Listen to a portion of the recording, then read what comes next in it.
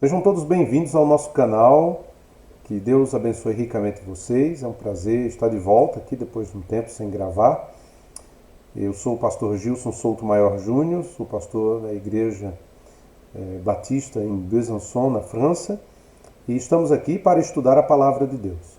Não esqueça de dar um like, de se inscrever no canal e de compartilhar o vídeo. Vai ser muito bom. Vem com a gente aprender a Palavra de Deus.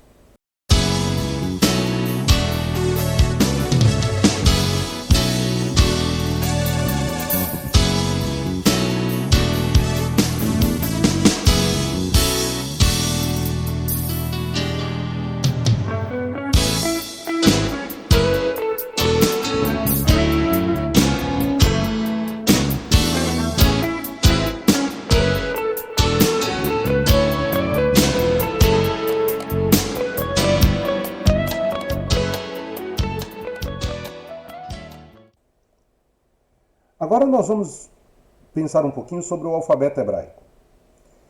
O alfabeto hebraico consiste em 22 consoantes. Os textos mais antigos não exibem vogais. A ordem dessas consoantes é atestada nos salmos acrósticos, Salmo 34, no Salmo 119, nos quais os versículos começam com as letras consecutivas do alfabeto hebraico. Essa ordem é confirmada pela sequência nos alfabetos ugarítico e grego, sendo este último foi adaptado do fenício. Durante muito tempo, no hebraico, as vogais não eram escritas, por isso o leitor precisava subtender o texto. Isso não significa que fosse algo difícil, pois as mudanças vocálicas modificavam apenas o significado básico. Ficava óbvio para quem compreendia o idioma, o contexto. Muito tempo antes dos estudiosos judeus terem introduzido os pontos vocálicos, determinadas consoantes eram usadas para representar as vogais, principalmente as vogais longas. Inicialmente, essas letras eram usadas somente no fim das palavras, mas já no século 6 a.C., também estavam sendo usadas dentro das palavras. As mais comuns, né, as vogais Quando o hebraico cessou de ser um idioma de uso diário, a compreensão do texto ficou sendo tão complicada e difícil que o significado corria o risco de se perder. E durante os séculos 7 até o século 9 depois de Cristo, um sistema de sinais, também chamado de Nikud, foi introduzido pelos eruditos judeus a fim de conservar a pronúncia tradicional. Sistemas diferentes foram empregados por várias escolas, mas a que prevaleceu se associava à escola de Tiberíades, na Galiléia. Os escribas dessa escola, precisamente, eram conhecidos como massoretas, provavelmente significando tradicionalistas. Eles aperfeiçoaram o sistema entre os séculos 9 e 10 depois de Cristo. A maioria dos pontos vocálicos eram colocados sob a letra, depois do qual eram lidos, mas alguns eram colocados ou acima ou dentro da letra. Ok? Os pontos vocálicos podem ser divididos em vogais de tom curto, vogais de tom longo e também temos as semivogais. Ok? Vamos dar uma olhadinha, porque isso vai nos ajudar a compreender a questão da transliteração do nome de Deus e também do nome de Jesus. Vamos lá. Vogais curtas. Vogais curtas. Temos aí 5 vogais curtas. Temos o patá, que é o A breve, como até, né, que é representado por um tracinho embaixo da consoante. Temos a palavra hebraica bat. Temos o segol, que é um E breve, como mel. E temos um exemplo aí, ben. Ele é representado por 3 pontinhos. Né? Temos o hirek, que é um I breve, como pai, e é representado por um ponto, um pingo, debaixo da consoante. Temos um exemplo aí, min, D, da parte D. muito utilizado no hebraico. Temos o kametz hatuf, que é um O breve, como pó, e é representado por um símbolo, parece um Tzinho, né? Debaixo da consoante. Temos aí kol. E temos o kibbutz, que é um U breve, como louvor, e é representado por 3 pontos escritos numa linha diagonal embaixo da consoante. Então temos a palavra kudash. Ele foi santificado. Temos as vogais longas. Surgiram dentre as vogais de tom breve por causa da ênfase do acento. Né? Essas vogais são 3. Temos o kametz, né, que parece muito com o kametz hatuf, mas é diferente. E eu não vou explicar aqui porque isso demanda bastante tempo. Mas temos aí o kametz, que seria um A longo, né, como barco. Né? E temos um exemplo aí, sham, ali. Temos o tsere, que é um E longo, como rei, sendo representado por 2 pontos debaixo da consoante. Então temos aí o nome Shem. Né? Shem significa nome, mas também é o nome do filho de Noé. E temos o Holem, que é a letra O, um tom longo, como louvor, e ela é um ponto escrito acima da consoante hebraica. Então temos o nome Moshe.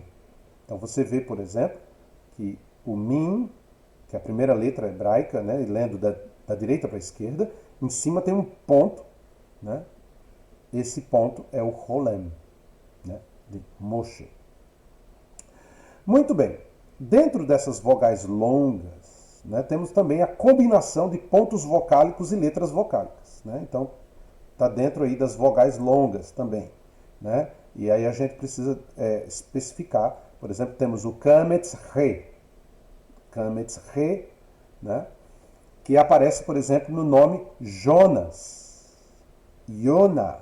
Você pode perceber, por exemplo, que temos o kametz, que está aqui nas últimas letras, e temos o re, que é essa letra vocálica que fica aqui no meio. Né? Não sei se dá para você perceber o nome Jonas, né? Mas a junção kametz re, né, mostra a vogal longa com uma consoante vocálica. Lembre-se que eu falei dessas consoantes vocálicas, re, yod e vav. Né? Temos o tsere yod, né, que é a vocal longa tsere, e o yod, que é o símbolo vocálico. Então temos aí o rekal, templo ou palácio, né? Então, aparece logo no início da palavra. Temos o hirek yod, que é a combinação de hirek com o yod. Então temos a palavra hebraica ish, homem, no sentido de marido. Né? Temos o rolemvav, isso é muito importante, rolemvav, que é um O longo com a combinação, né, e está em cima do vav. Então temos o nome Yosef. Yosef. E temos o shurek, né, que e aqui é importante, shurek é um vav, mas tem um ponto dentro. Esse ponto dentro aí mostra a letra U, certo? Um U longo. Então temos hut, né? Hut. Então isso é importante. E temos ainda também as semivogais, né? E a principal característica das semivogais é a presença do shevá. O shevá, ele é esses 2 pontinhos que aparecem embaixo da letra, né? Você pode ver aí no quadro, né? Nós temos o shevá, ele marca a ausência de um som vocálico distinto, um tipo de redução vocálica. O shevá é usado para representar, por exemplo, uma sílaba fechada. Então, se a redução vocálica é parcial, né, permanece algum som, algo que é comparável, por exemplo, com a letra A de mesa. Mesa. Né? Esse som, né, é chamado de shevá sonoro ou shevá vocálico, né? Geralmente o shevá ele é transcrito, né, por meio de uma letra E ao contrário, né? Então a gente vê aí, temos três exemplos, né? Três exemplos aí, temos o Hatef Patah, né? E ele aparece aí dessa forma, né? Como terra, né? Temos esse exemplo aí, terra, né? Temos o Hatef Segol, então temos o nome Elohim, e temos o Hatef Kamet, né? Como Roni, aflição, certo? Esses três exemplos aí que eu dei, do Hatef Patah, Hatef Segol e Hatef Kamet, nós também chamamos de Shevá composto, né? Nós temos nomes hebraicos que aparecem no Shevá vocálico. Por exemplo, Shlomo, Shlomo, né? Ou Avraham, né? Também aparece um Shevá vocálico. Ok, dito isto, nós vamos para aquela parte que é importante para nós, no nosso estudo. Como é que nós pronunciamos, ou como é que nós transliteramos os nomes? Então vamos dar alguns exemplos. Voilà. Temos o nome aí, Jerusalém. Jerusalém. Quero lembrar vocês que no hebraico não tem a letra J. Temos o Yod, né? E a letra J veio depois para nós, né? Nós temos Jerusalém. Então nós temos aí a palavra Yerushalem, né? Onde fica claro, óbvio, né? Temos um shevá vocálico no início da palavra Jerusalém, ok? Um shevá vocálico. Onde temos um vav, que é a terceira letra da direita para a esquerda, que está com um pontinho dentro. Então, esse vav com um pontinho dentro é o shurek. É um vav vocálico que representa um U longo, Yerushalem, né? A mesma forma encontramos em Yehuda, Judá, entendeu?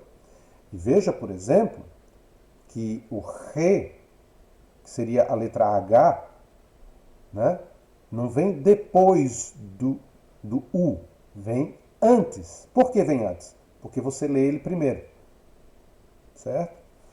A mesma coisa com o nome Isaías, Yeshayahu. Não é Yeshayahu, Yeshayahu, certo? E aí nós também podemos perceber, né, que Isaías tem um shevá vocálico no início, né? Temos um outro shevá embaixo do Ain, que seria para fechar a sílaba, né? E depois temos o nome de Deus, que é muito comum, né? Então, o Senhor, que é muito comum em nomes antigos hebraicos, né? No caso de Isaías, esse Ias aí era a representação do nome de Deus, Yahu, né? Que é muito comum. A mesma forma com Uzias, Uziyahu, né? E novamente destacamos o Vav com um ponto dentro, ou seja, para mostrar que é o Shurek, né? E aí novamente vemos a transliteração. Temos Jeremias, Irmeiahu, né? E o nome de Josué, Yehoshua, né? E novamente vemos uma coisa muito interessante, né? Ele aí tem a letra O com um pontinho vocálico em cima, que a gente já colocou aí, com o Vav com um ponto vocálico em cima, que seria o Rolen Vav. E debaixo do Shin, nós não temos o Shurek, mas nós temos o kibbutz, né? Que são os 3 pontinhos na diagonal para a letra U. Mostra uma letra U breve, né? Yehoshua.